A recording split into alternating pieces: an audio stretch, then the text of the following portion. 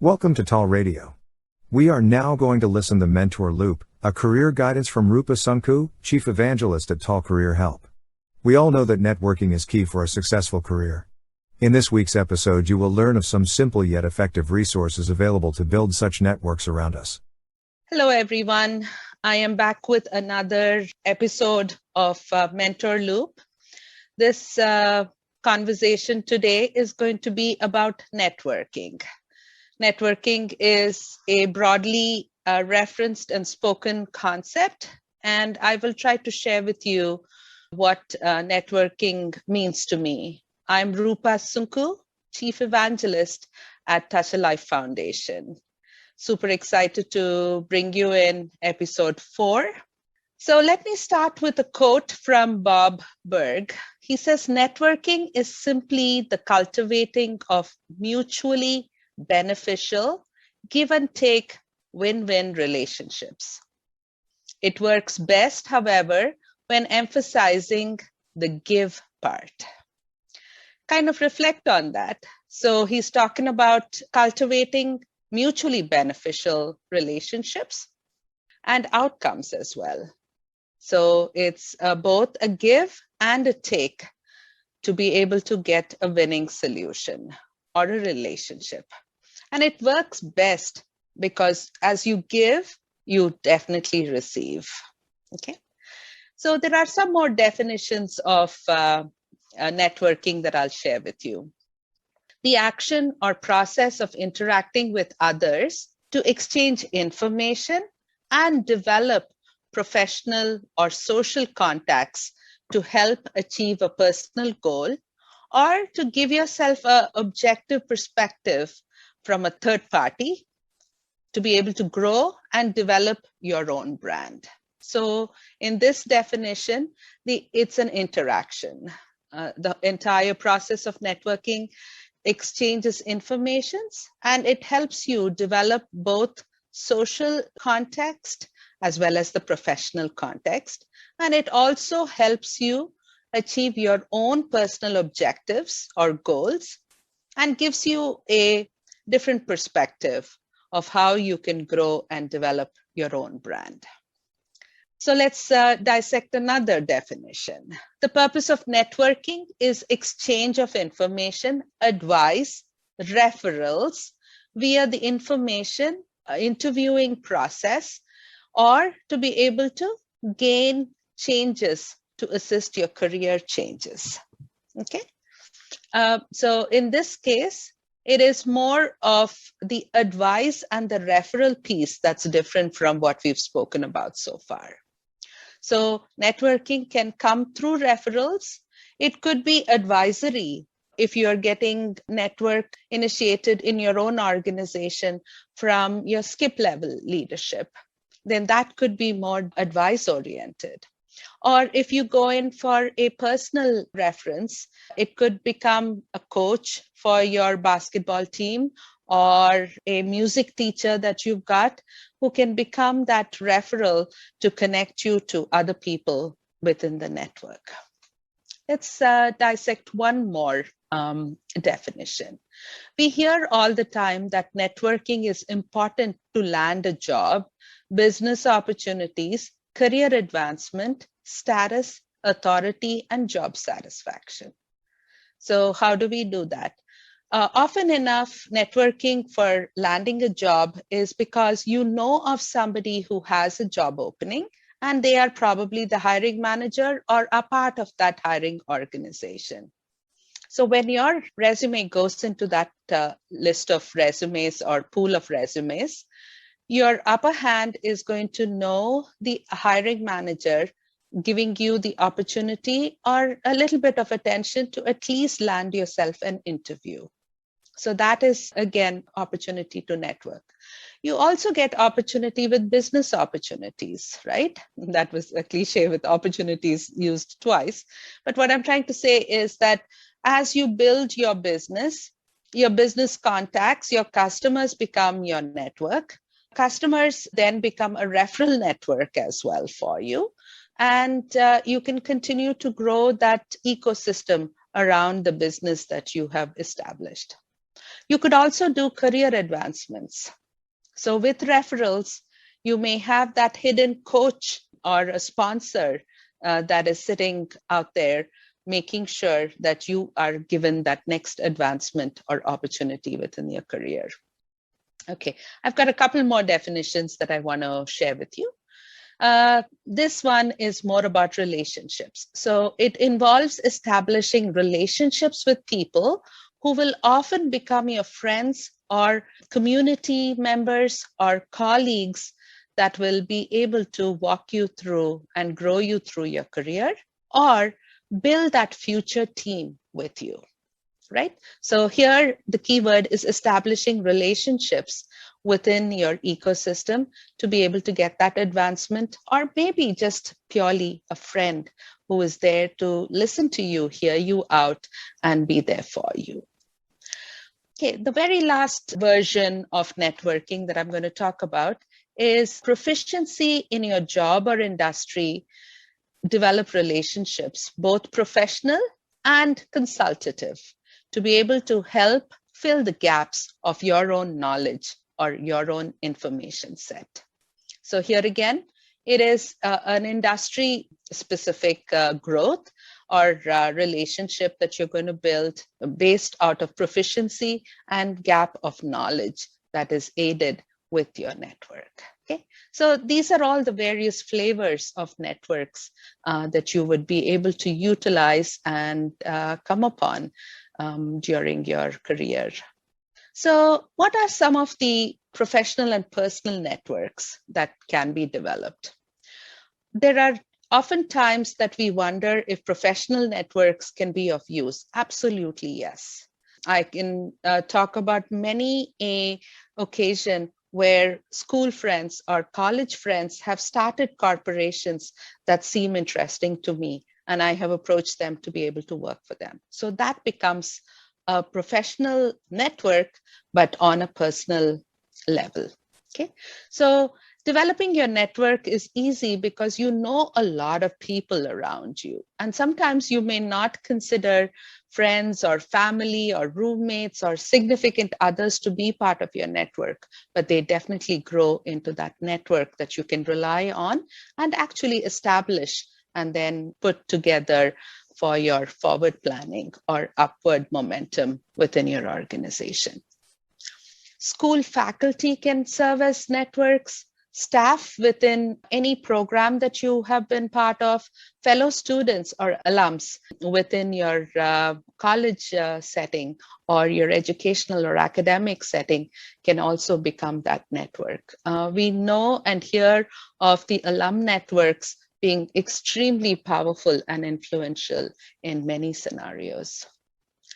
Past and present co-workers always work to be great networks because they know who you are in the workspace. So if they go into another organization and there is a gap for a particular person that just fits your profile, obviously they become your network or you become as part of their network, which has that ability to move and fit the gap. Your neighbors could be your network.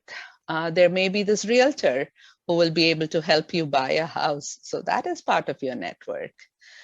Clubs or organizations or association memberships are all opportunities to be able to build that network. People that go to your gym or your local coffee shop or your neighborhood store can be that network. It may be to be able to do like small odd jobs within the facilities of the building that you have rented to run your business, and you will need network to be able to do that as well. People in your religious community can often be influential leaders and network members for you.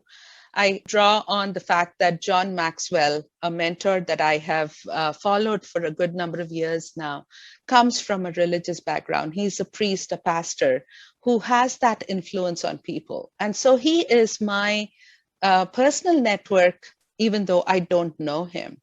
He does provide a lot of information that I can use to be able to get that upward mobility or forward mobility within my career.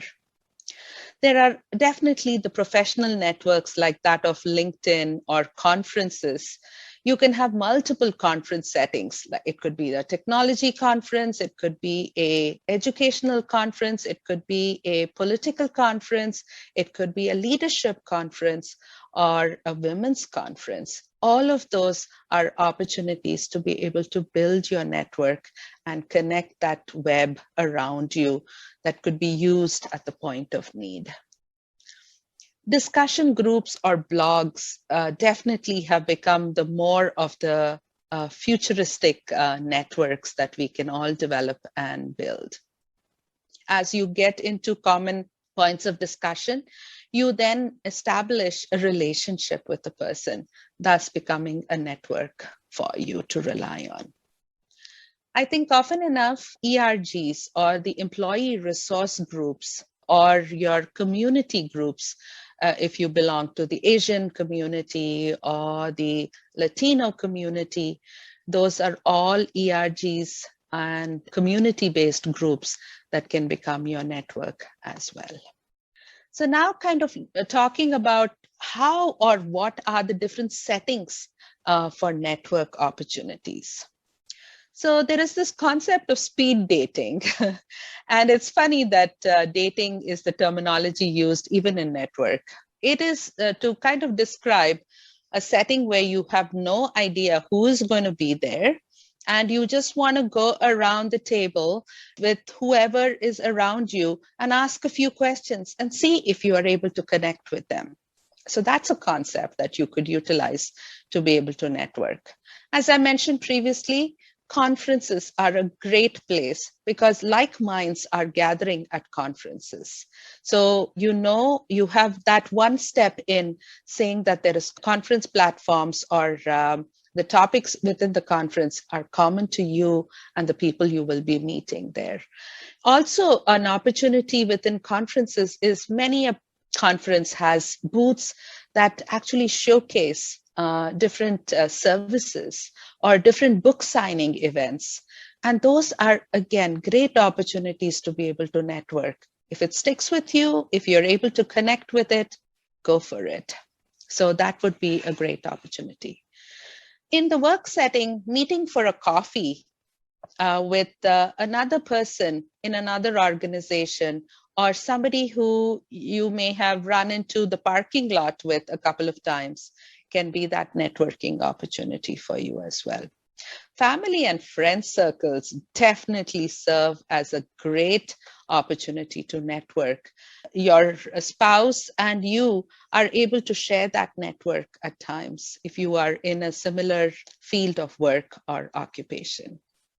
I think the other interesting opportunity to be able to network is something like the special interest groups, right? You could have a gardening club, you could have a workout group, you could have book club, you could have a women's group, you could have a sports club, or just basically anything that you can think of, a row club, whatever may be the special interest or hobbies that you pursue, you will be able to build that network opportunity through those medias as well.